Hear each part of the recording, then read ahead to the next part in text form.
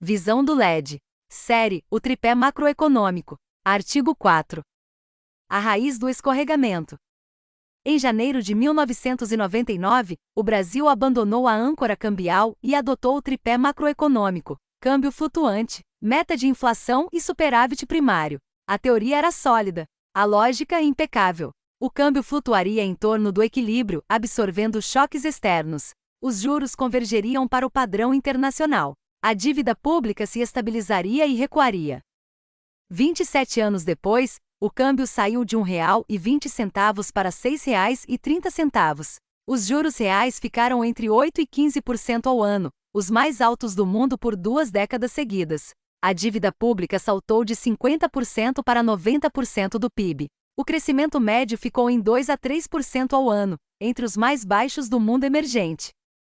O instrumento estava certo. O resultado foi o oposto do prometido. A pergunta que este artigo responde é: por quê?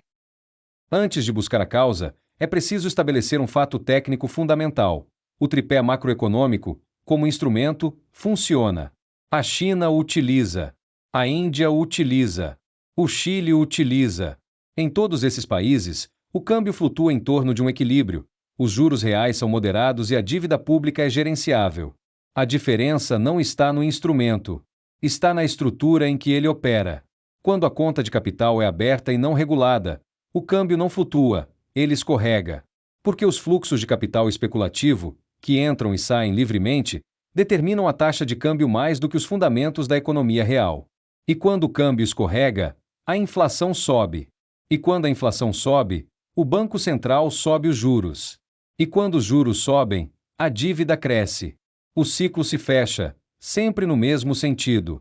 Para entender por que o tripé foi montado dentro de uma estrutura de conta de capital aberta, é preciso recuar 7 anos antes de 1999. A resposta está em um conjunto de acordos que raramente aparece nos livros didáticos de economia brasileira.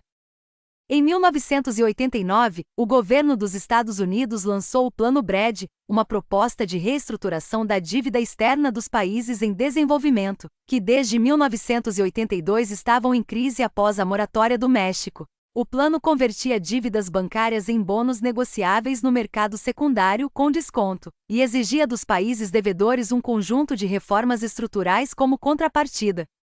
No Brasil, a adesão ao Plano BRED foi precedida por um acordo preparatório conhecido tecnicamente como Plano de Financiamento de 92. Os contratos foram assinados em setembro de 1992, em Toronto, Canadá, com mais de 400 credores privados internacionais. O acordo envolveu aproximadamente 50 bilhões de dólares em bônus emitidos em 1994.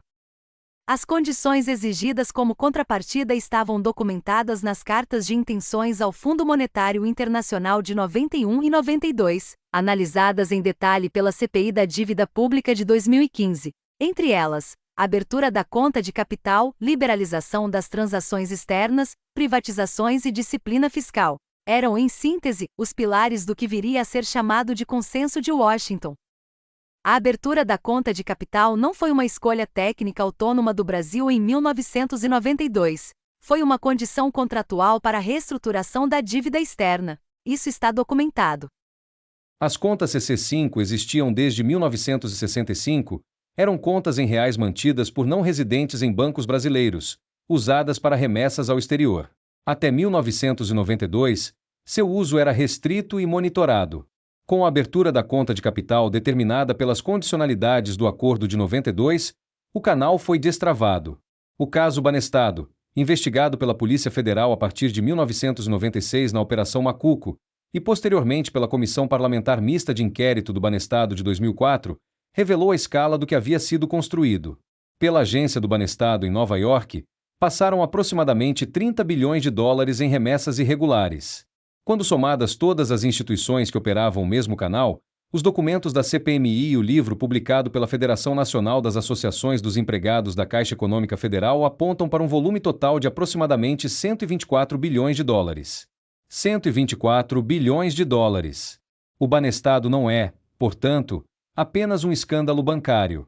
É a evidência empírica de que o canal de saída de capital criado em 1992 funcionou em escala industrial durante os anos em que o tripé macroeconômico estava sendo montado e operado. A CPMI documentou o mecanismo: empresas fantasmas no exterior, conta CC5 como intermediárias, e a saída de capital sem tributação e sem rastreabilidade. A segunda perna do tripé, a meta de inflação, pressupõe que os juros reais convergirão para o padrão internacional à medida que a credibilidade da política monetária se consolida. Isso aconteceu em todos os países que adotaram o regime, exceto no Brasil. A explicação técnica é direta. Quando a conta de capital é aberta e o câmbio escorrega estruturalmente, a inflação tem um componente cambial permanente. Para controlar essa inflação, o Banco Central precisa manter juros reais elevados, não para gerenciar a demanda interna, como prevê a teoria, mas para atrair capital externo e segurar o câmbio. Os juros passam a cumprir duas funções ao mesmo tempo: controlar a inflação e financiar o balanço de pagamentos. Nenhum instrumento funciona bem quando sobrecarregado com dois objetivos conflitantes. O resultado é o que os dados mostram: o Brasil manteve juros reais entre 8% e 15% ao ano por mais de 2 décadas, enquanto países com estrutura similar, mas com conta de capital regulada, operaram com juros reais de 2% a 4%. A terceira perna do tripé, o superávit primário, foi apresentada em 1999 como instrumento de redução gradual da dívida pública. A lógica é correta: se o governo gasta menos do que arrecada, o excedente paga a dívida. A dívida cai. O espaço fiscal cresce. O problema é que essa lógica pressupõe que os juros reais sejam inferiores ao crescimento do PIB, condição conhecida como sustentabilidade fiscal. Quando os juros reais são sistematicamente superiores ao crescimento do PIB, o superávit primário não amortiza o principal, ele paga apenas parte dos juros. O restante é capitalizado. A dívida cresce mesmo com superávit. É exatamente o que os dados brasileiros mostram. O Brasil gerou superávit primário por mais de 15 anos consecutivos, de 1999 a 2014, e a dívida pública cresceu de 50% para 65% do PIB no mesmo período. Não por má gestão fiscal. Por aritmética. Juros reais de 10% sobre uma dívida de 50% do PIB geram encargos de 5% do PIB ao ano. Nenhum superávit primário sustentável cobre isso. O superávit primário foi operado como um instrumento de pagamento de juros, não de amortização de dívida. A diferença não é semântica. É a diferença entre um país que se desendivida e um país que transfere renda permanentemente do setor público para o setor financeiro. Este artigo não atribui intenção a ninguém. Não é ideológico. Não vai além do que os documentos públicos sustentam. O que os fatos dizem é o seguinte.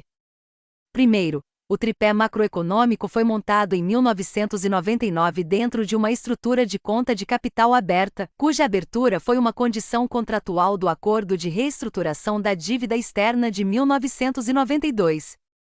Segundo, com conta de capital aberta, o câmbio não flutua em torno do equilíbrio, ele escorrega estruturalmente, determinado por fluxos especulativos.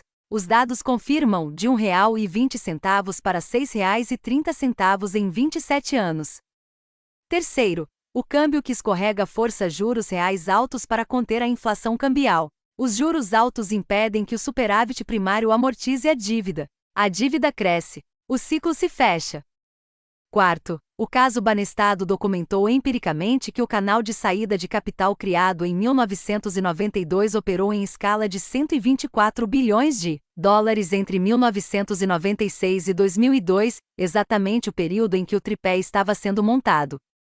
A conclusão técnica é simples: o instrumento está certo. A estrutura em que ele opera está errada. E essa estrutura não é acidental, tem data, tem contrato, tem documentação pública. Chama-se o Plano de Financiamento de 92. Está arquivado na CPI da Dívida Pública. Visão do LED. Série: o tripé macroeconômico. Artigo 4.